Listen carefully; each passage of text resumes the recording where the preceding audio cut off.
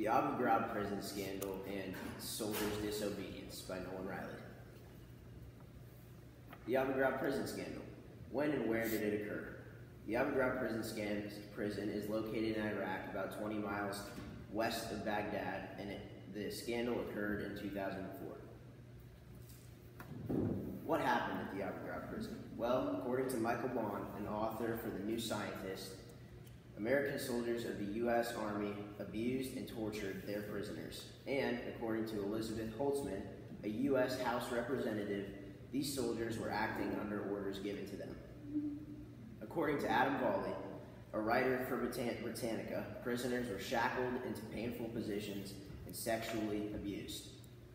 Lots of these prisoners were radical jihadists and radical insurgents. However, some of these were just run-of-the-mill criminals that were in prison for petty charges. They were picked up by the U.S. Armed Forces or Iraqi police, according to Ruth Sherlock, a writer for NPR, posted in the Middle East. Had soldiers disobeyed their orders, this would never have happened, and these people's lives would never have been changed forever. Who was responsible? Well, according to Eric Erickson, graduate of the Department of International Politics at Aberystwyth University, Major General Jeffrey Miller was incorporating interrogation techniques that were considered highly violent and immoral.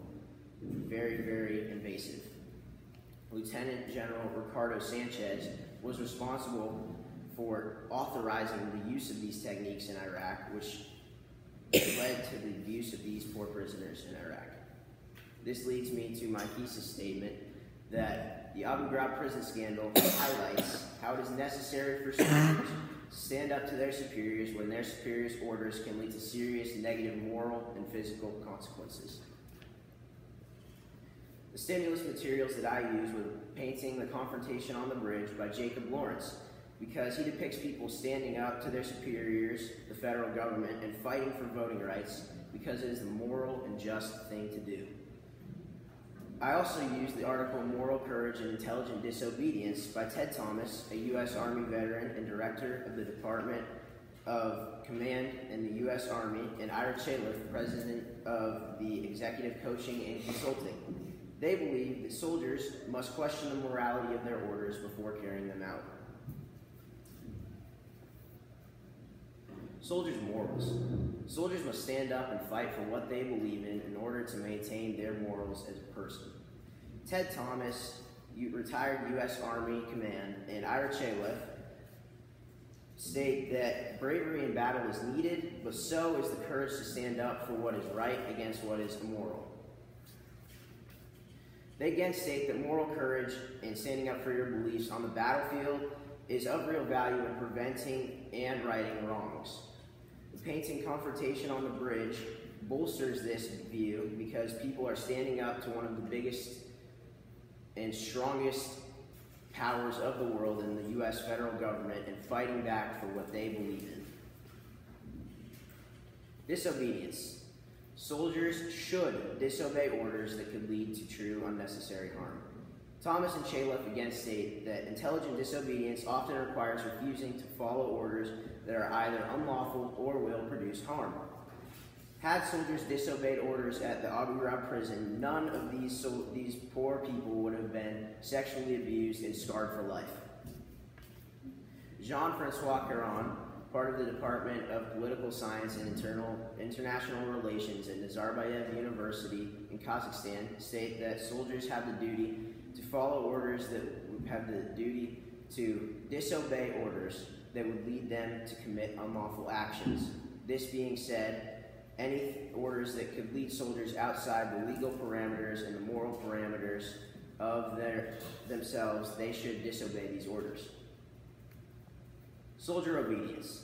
Some, like Shannon Brant Ford, coordinator of international relations at Curtin University in Perth, Australia, believe that soldiers must carry out their orders without question, that in a way they must check the box or just carry them out regardless of what moral ties they're feeling to these orders. Thomas and Chaliff counter this when they talk about how soldiers can still carry out their orders morally without unjustified violence and killing. Thomas and Shayla bring up the fact that for an order to be carried out, it must be legal, ethical, and moral. The U.S. record in the Middle East was severely tainted because soldiers followed illegal, unethical, and immoral orders. This Shannon Brent Ford believed that checking the box was the only way that the armed forces could run smoothly. This is not the case.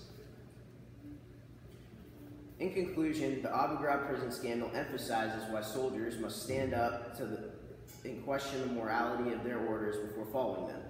Had soldiers ignored their orders, people's lives would never have been permanently changed, and their morals would never have been severely compromised. In the end, soldiers' morals depend on their ability to stand up and disobey unjust and immoral commands. Soldiers must show intelligent disobedience when knowing when to disobey, and they must show moral courage with the ability to disobey and have the steel to disobey. These are my works cited. Okay, thank you. So what information did you need before you began your research, and how did that information shape your research? Well, I needed to find a part of a war where soldiers did not disobey orders that they should have, and it led to serious moral and physical consequences that endangered the lives of many people and changed the lives of many people forever. And that's kind of what I based my research on. Where I went from there was looking into the morals behind these situations and how people reacted to these situations. Okay, and then what additional questions came from your research? Well, and why are these questions important? An additional question that came from my research was, should a soldier follow an order that might be illegal but is definitely a moral thing to follow? So there are rules of engagement in Iraq where sometimes you are not allowed to shoot at somebody even if they're directly threatening you. And if they're directly threatening you, it is necessary for you to take care of that threat. It is a moral thing for you to take care of the person sitting next to you and take care of the soldiers around you. So that was the main question that popped out of this, were rules of engagement, and should they be followed if it is immoral and unethical to not follow these rules of engagement. Okay, thank you. Yay, good job.